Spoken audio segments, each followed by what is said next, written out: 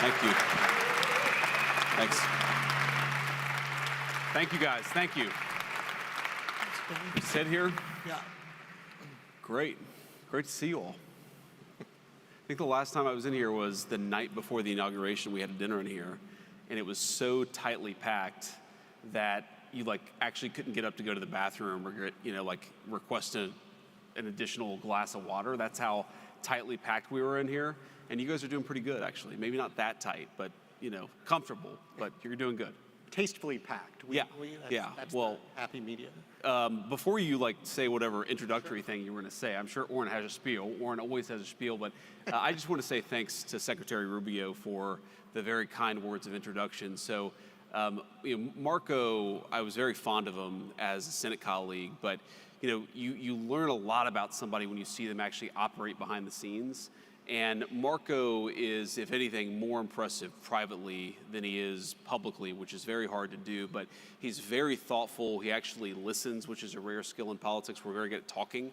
Us politicians, we're not so good often at listening. He's just a very, very important part of what the president and I are trying to do, and so thrilled to have him here. And as you know, I think one of the first times I ever met, maybe the first time I ever met Marco, was in a conference room in his Senate office with Mike Needham and Orrin Cass talking about some of the very things we're talking about here tonight and some of the very things American Compass is focusing on. So it's kind of amazing to see it come full circle to where we are today.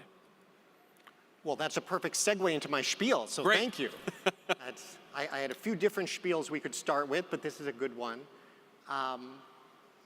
We are thrilled to have you here. I am thrilled to have this opportunity to talk with you, and so grateful that the work you're doing, and in a sense so in awe of it, because there are politicians out there they've just been politicians, but you are someone who was an intellectual first. Some people don't like the word intellectual, but I mean it in the good sense of the term. You were writing for National Review. You were at the bar late at night arguing about and helping shape these ideas that you are now. I come here for free and you insult me and you call me an intellectual. Remind me that I wrote for National Review. What an asshole this guy is. That's fair. I will admit that I too wrote for National Review. But as I said in my introductory remarks earlier, I have no higher compliment than this guy likes to argue. So that is, it's a wonderful thing, and I think it really distinguishes you as someone who not just cares about and believes in these ideas, but has formed them. Sure. And so, I wanted to ask you a little bit about some of the substance, what's going on in a few of these topics, but also ask a little bit about sort of how your thinking has gotten here and how being in the role you're in now affects that, and what people who are not in that role need to understand to do it well. And so let's start here on the substance, though, because obviously trade is in the news from time to time. Trade is, and I think you've articulated this well, trade is one element of what is a much broader project. Sure. About reshoring, reindustrialization. I want to ask you, how do you define that project? What is the broader goal that the trade agenda is part of, and where do you see it ultimately going if it's going to be successful? Yeah, so first of all, congrats. I see here on the screen, this is the 5-year anniversary of American Compass. You guys have accomplished a lot in 5 years, and I'm going to echo what Secretary Rubio said. Keep doing it, because it really has influenced my thinking. It's influenced the thinking of multiple people within the administration. And if I were to try to summarize the project, I think there are a few different things going on, but maybe one thing that really worries me is you have, I think, in many ways, stagnating living standards for normal Americans, for the median worker, for people who just want to start a family, work in a decent job, earn a living salary, and have dignified work. I think you've seen so many pieces of evidence of stagnation in the lives of the normal people that we serve, right? The people who actually go to work, who keep the country running. And there are different ways to sort of measure this, but I think my favorite way of measuring it actually is probably you see stagnating productivity in this country for about 50 years, okay? And I think there are a whole host of reasons why you see that. I think number one, we've offshored a whole host of industries, and so you see less innovation in a lot of the critical manufacturing sectors that actually drive the American economy. I think part of it is we've really underinvested in technology, especially in the heavily regulated spaces. I think part of that is we've really harmed energy production in our own country. That's a critical part of the heavily regulated space is actually doing well because the cost inputs of these industries are so heavily dependent on the price of energy. So there are all these different policy spins that I could put on it, but I just want normal people who work hard and play by the rules to have a good life. And I think that was very, very possible in the United States of America that I was growing up in, but you started to see some signs that it was fraying. And I think it got a lot worse over the course of the 90s and 2000s. And that has got to change. And I think that's fundamentally why Donald Trump is the president of the United States, is because he was the first mainstream American politician to come along and say, this isn't working. These trade deals are not working for the normal people who power our economy. Our policies have not been productive either in the economic, national security, or diplomatic space. So it's complicated. The answer to your question is complicated. Summarizing it is necessarily very hard, but I think the best way to summarize it is we just want normal people to have a good life. That seems reasonable. Thank you. There you have it, folks. I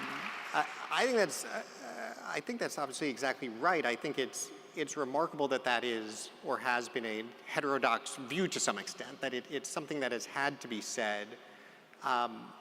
Especially after your book came out, as you had a chance to talk with a lot of folks in a lot of different contexts, then as you moved into running as a politician yourself, you had a chance to speak both with the normal people for whom this was not working, yeah, and for a lot of people who either thought it was working or didn't care.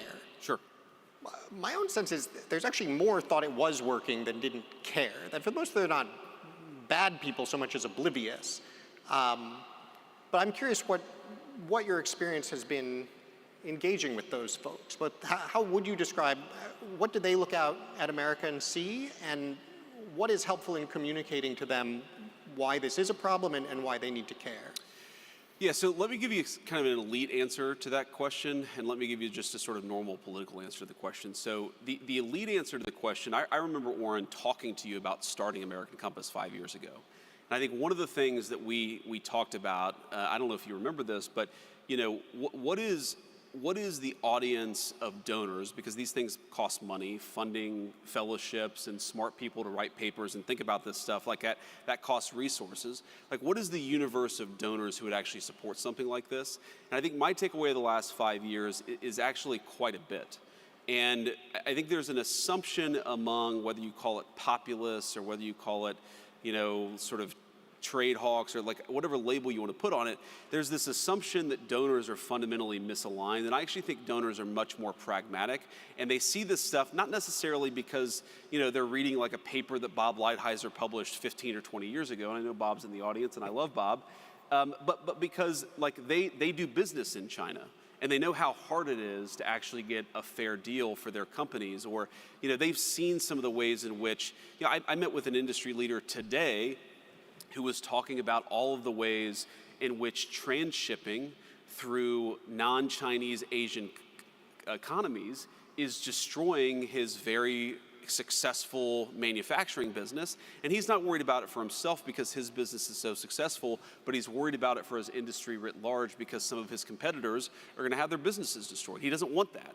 So there's a bit there. I think one thing to take away is that people are much less ideological and much more pragmatic than I think that a lot of intellectuals give them credit for.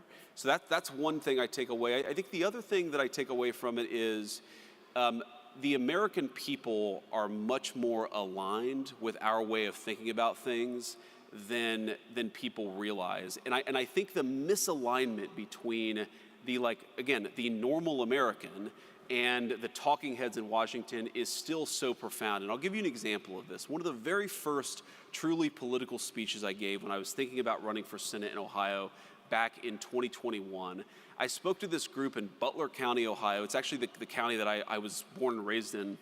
in southwestern Ohio.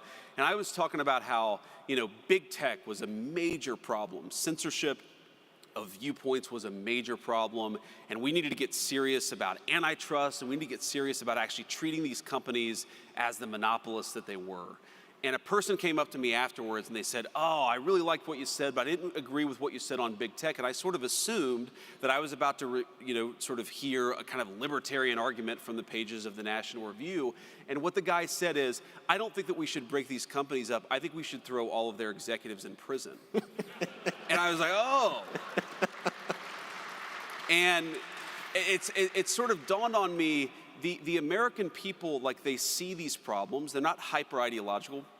They're not reading like conservative intellectual periodicals because they have day jobs and families to take care of, but they're much, much wiser about these things than intellectuals give them credit for. And I take a lot of inspiration for that, but I also take a lot of willingness to kind of test the outer limits, because most of our fellow Americans, they're not nearly as dumb as Washington, D.C. assumes that they are. They're actually very smart and they're very wise. Yeah. It's funny. I was speaking to the American Iron and Steel Institute this morning about the idea that making things matters. And I was sharing a similar story because we've done survey research on, okay, do you think manufacturing matters or not? Yeah. Overwhelmingly, people say yes. Yes. Sure. But we actually asked them why. We gave them a bunch of options. Is this about, family and community and good jobs? Is this about national security? Is this about sort of dynamism and investment and economic growth? I sort of figured it would be like, it's about jobs, maybe security. And Americans actually picked dynamism and growth as, by a significant margin. That was their top reason they cared. And that was across political groups. That was across classes, less educated, more educated, high income, low income. And exactly to your point, I think it's just something we don't give people enough credit for. I mean, not only are they quite wise in this respect, they are so much wiser than the economists Yes. who got this exactly wrong for so long. I was struck by the speech that you gave at the American Dynamism Conference, which I think touched on a lot of this, because you focused on what is on one hand a real challenge in the new conservative coalition, where on one hand you have the working class, you have labor, on the other hand you have technologists, folks who are very focused on innovation. And I think you made what is such a critical point, which is that these are not necessarily in conflict. Ultimately, success is defined by the extent to which we synthesize these things. Yes. I think conceptually, in my mind, that's absolutely right. In practice, that can still be hard. I think there are a lot of places where you still see these collisions. Where do you see the biggest opportunity to actually bring these folks together, to actually build on that idea and show that, no, in fact, you do have the same interests. There is a real opportunity to move forward here.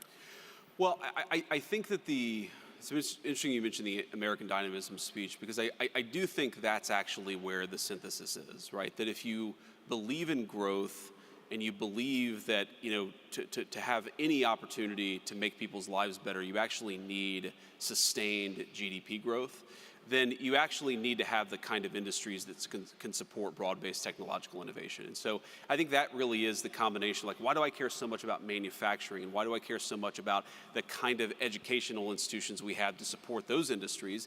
It's because, yes, I care about workers and I care about their wages, but I do very much care about innovation, and I don't think you can have one without the other, right? So the classic way of talking about this is to say, well, if you open up an iPhone and you look at the box, it will say designed in Cupertino, California, right? And of course, the implication is that it's manufactured in Shenzhen. In reality, it's not necessarily even designed in Cupertino, California anymore. It's increasingly designed in the place that's manufacturing it. This idea that we can separate the making of things from the innovating of things is, I think, totally farcical. You see this in pharmaceuticals in particular, where I think the countries that are really good at manufacturing pharmaceuticals, especially like the next-gen biologics and large molecule pharmaceuticals, those guys are increasingly really, really good at innovating in pharmaceuticals too. And one way this has come up in our work in the White House, and I won't get into sort of too many of the hairy details, but we've been thinking about how to solve a particular problem, meaning a particular kind of product that right now we have access to, but we're starting to ask ourselves these questions about like, well, what happens if the country that we're trading with completely cut off access to this stuff? And so we're thinking a lot about the supply chain, about how brittle our supply chains are. And by the way, one thing that is shocking about the prior government, about the government we inherited the White House from, is if I, on January the 21st, in fact, I did ask this question, where are the biggest deficiencies in our supply chains? What are the 100 products that we're completely reliant on some other entity to make for us? Where are they made, and how hard would it be to onshore that manufacturing? I asked that explicit question, and the answer was, we don't know.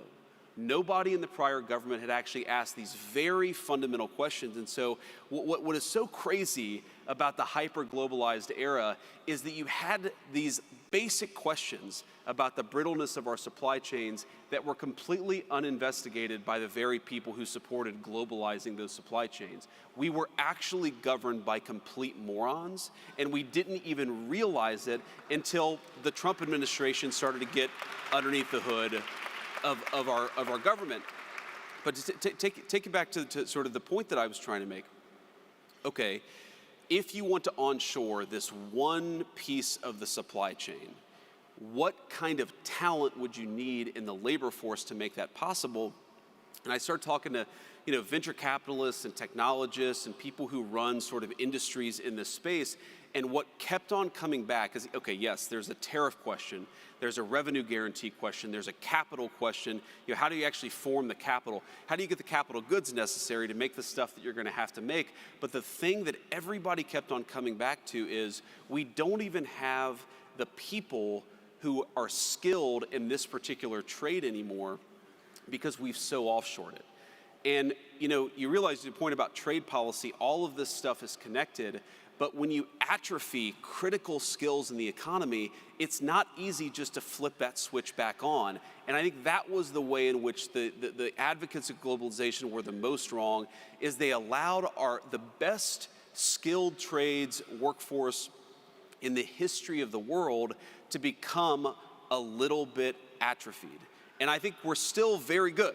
Like, we actually have a pretty strong foundation from which to build, but we're actually not as good as we were 30 years ago. And the basic question of skilled craftsmen who are able to do a whole host of different things very rapidly. That's one of the things that we have to fix in order for us to accomplish the things that we need to accomplish. The president's very focused on that, but it drives home, how much of a national emergency we're in, that we've lost critical skills, and we weren't even aware that we had lost those skills until a few months ago. Yeah, and of course, the part that drives me nuts about it is the same people who said it does not matter where things get made. Yes. It does not matter if all this goes overseas. Now it's overseas, you say like, well, why can't we bring it back? And they say, oh, well, because we lost all the expertise. The expertise is super important. And yeah. You want to, right. Somewhere you wonder, like, do they even, are they trying to lose? It's rough. I think it's very hard for them to realize that the sum of their work, and a lot of these people are good people, a lot of them are well-intentioned. It's very hard, and I saw this in the United States Senate, to look back on a 30, 40, or 50-year career and say, the very thing that I tried to do, I accomplished the opposite, right? It takes a special person to be able to actually change and pivot and accept new information. And unfortunately, we just don't have a lot of those people in the leadership class of the country. The way in which this is most absurd is the people who are most pro-globalization, the people who are most indifferent to whether a given part of the supply chain existed here or China or Russia or somewhere else, those are very often the same people who want us to fight wars all over the world with munitions that are increasingly made by the very people that we offshored our supply chains to. And the fact that, I saw this in the Senate, the fact that you would have people say, we should send an unlimited number of munitions to this conflict, even though we don't make those munitions in the United States of America anymore, the complete disconnect between their views on foreign policy and economic policy made me realize again that we're governed by people who aren't up to the job.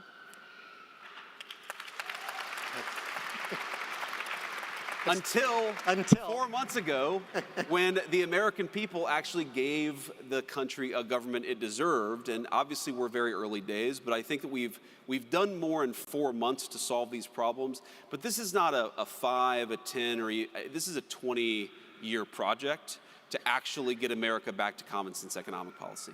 Well, thank you. That was a real downer for a moment. I appreciate you brought the mood back up. This is very helpful. Let's talk about the workforce piece and education, because you mentioned education system, which at this point, interestingly, means almost two different things. Yes. There's what is going on with universities, and there's what is going on with how we would actually train people in these kinds of skills that we need, that would be good jobs. I guess it's a two-part question.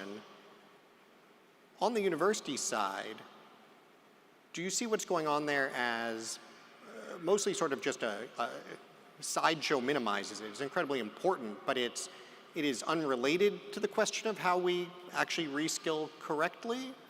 Or do you think these two things fit together somehow, that we need to get the universities more engaged in this process and also have other ways to do it? I think of it as extremely connected, though it's not necessarily obvious at the surface level. I mean, first of all, I never expect Harvard or Yale or the Ohio States of the world. They're not primarily going to be doing skilled craftsman training. Okay, some of the state schools you might see that, but really this is going to be something that happens with particular.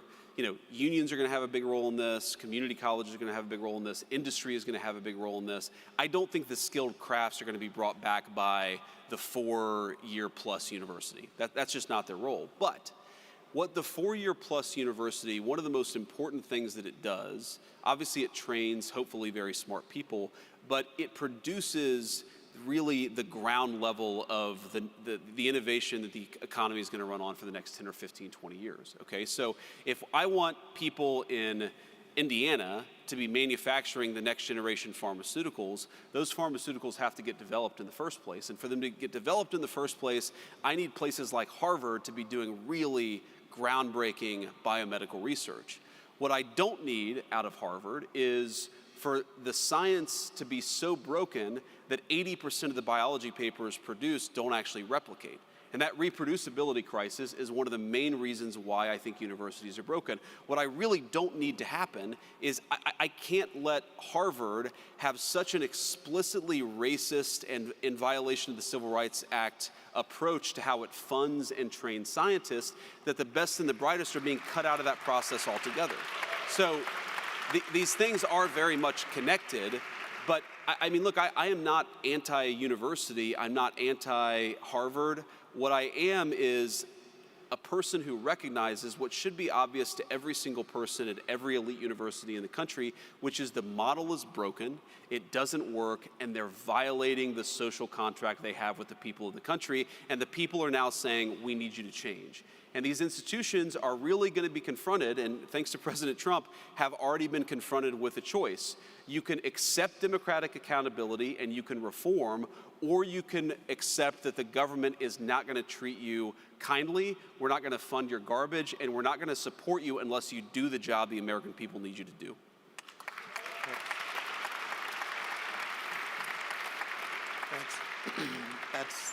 That is very well said. I found myself at one of these universities speaking to a faculty board the day after the $9 billion Harvard announcement. Did you tell them you knew me? It may have come up. It may have come up. I'm surprised you survived. The thing about the faculty board in Ivy League universities, it's not the most imposing environment in many respects. They're not known for their toughness. No, that is true. I'll let you stand on that particular point, but this actually happened to me a few times. I in fact also was scheduled to go to Canada 2 days after you made the Canada announcement. I may need to run my travel plans by some more folks. But it was fascinating to have this exact discussion and essentially to try to make the point, nobody wants you to fail, but you are in a sense a quasi-public institution. You are relying on enormous both explicit and implicit public subsidy and participation in this contract that you have been violating wholesale for a generation. And so our preference would be that you guys decide to reform, but if you don't, this is the alternative. What do you think, what does reform look like? You described some of the things that, are particularly problems. I guess to some extent the reform is just stop doing that. But what do you aspire to for our higher education system?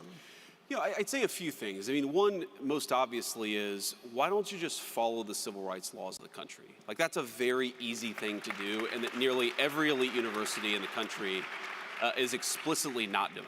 Okay, so that's one thing that they might consider doing. I think the second thing is they've got to be willing, and I have a friend of mine who's a geneticist, very bright, very bright young scientist. We have got to have a scientific community that is more open to unacceptable inquiry and that actually encourages bright young minds to go wherever the truth leads them. And I think that's where the universities have become almost quasi-theocratic or quasi-totalitarian societies. I mean, the way that I think about this is, I don't know what the voting, the voting in the 2024 election of Harvard University's faculty was. Okay, my guess is that at least 90% and probably 95% of them voted for Kamala Harris, right? Very brilliant Kamala Harris, of course. But, if you ask yourself a foreign election, a foreign country's election, and you say 80% of the people voted for one candidate, you would say, oh, that's kind of weird, right? That's like not a super healthy democracy. If you said, 95% of people voted for one party's candidate, you would say that's North Korea. Right, that's totalitarian. That is impossible in a true place of free exchange for that to happen. And so I think the ideological diversity of these universities has to get much better. And I think that if that got better, if you actually had a place where people were open to debating these things and weren't terrified they were going to lose their job for saying something that was a little bit outside the Overton window, then I think the science would get better, the reproducibility would get better, the quality of the institution would be so much better. And that's what I want, because we need high quality universities. Right now the problem is we don't have them. Absolutely. I think we have time for one more question. Great. This is usually an awful cliched question, but in this case it's extremely relevant. As I think you know, one of American Compass's key activities, we have what we call our membership group. It's now more than 250 young policy professionals. Dozens of them are in the administration. They're senior staff on Capitol Hill. They're in think tanks. They are why I am so optimistic about the future and Sure. what I think is most important about our organization. And so it is not at all a cliche to ask, what is the advice you would give to younger people, admittedly not that much younger, who are deeply engaged in bringing about this kind of change? What do you need? What should they be doing more of? What are the things that maybe no one's doing because it's just not as much fun, but it's incredibly important? What are the things that never occurred to you needed to be done until you got to where you are now that you would like to assign to them all before you leave? So I've reached this stage of my career, I guess, where I'm now the old guy. You are the old to guy. offer advice to all of you. Again, you started out by calling me an intellectual, and your final question is effectively, hey, old man, give advice to all of these young people here. But let me say a couple of things. So first of all, I think that you guys should go forth with a lot of confidence, because the conversations that are happening in this room and amongst all of you are far more interesting and far more influential in the policy conversation than almost anything else that's happening in Washington, D.C. There was a time in my life when I was incredibly, I didn't like to talk about trade policy because I didn't have a PhD in economics. Well, it turns out that a lot of the people who had PhDs in economics were flagrantly wrong, and they were given... Would you like to be the chief economist at American Compass? I already have a job, man. We can do an honorary one. It turns out the title... Ask Marco Rubio. He's got like 5 jobs. Maybe he'll take on a 6th. But I think that there is still, among especially well-educated DC conservative types, there is still this sort of apprehensiveness about, well, I don't have this credential, so should I not opine on this topic? And I think that in reality, you've got to realize that the people who grant these credentials have been gatekeepers, and their ideas and their entire work in Washington has served to make the people that they should be serving poorer and less happy, has reduced their life expectancy, and has made the national security of the country weaker. Ignore those people. They don't matter, and you have to beat them and not worry so much about what they think. That's one piece of advice. I mean, this is, to me, the fundamental thing about our country. Right? There's so much good in it. There's so much brilliance in it. We still have the best science and technology in the world. There's so much that I'm optimistic about. The thing that really worries the hell out of me is that you have people in Washington who have been calling the shots for 40 years, and the life expectancy of their country has dropped. And if that doesn't cause you to look in the mirror and say, maybe I should be doing something different, then there's something fundamentally wrong with you. And so I've given up hope that we can persuade most of the think tank intellectuals of Washington, D.C. to change. We can't change them. What we can do is replace them with all of you, and that's exactly what we aim to do. That's number one. The second piece of advice that I'd give is, look where we are, right? This is a beautiful, beautiful place. Again, the last time that I was here, I was about to be inaugurated as the 50th Vice President of the United States, like literally the next day. Like, this is a very cool place to get to spend an evening. I'm sure the food is great. I'm sure the company is even better. But try to remember that all of this, you know, the job that I have, the white papers that you write, the work that you do, it is all in the service of making normal people have a better life. And so try to find opportunities to actually get out there and see the effects of what you're doing has on the American population. Try to get out there and get to know your fellow Americans. Try to not be, the problem with the generation of DC intellectual that was so broken is they were so cloistered, they had no idea that they were about to get hit by a freight train. Don't ever be those people. Learn the lessons. I think one of the lessons you have to learn is be more open and be more willing to sort of test the Overton window. A lesson is that you've got to have conversations with everybody and not like try to cloister yourself off from everything that's happening intellectually in this town.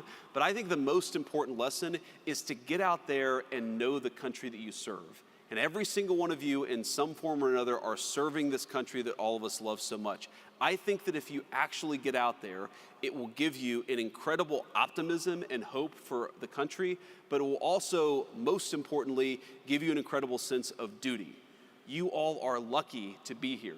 You're lucky to have the influence on this country that you do. So get out there and do your duty with optimism and hope and a recognition that you're lucky to get to have the life that you do. Use that life to serve the people that all of us love so much. Thank you, guys. Thank you, sir. Yeah. Please join me in thanking J.D. Vance. Thank you all. For everything you're doing. Thank you all. Take care.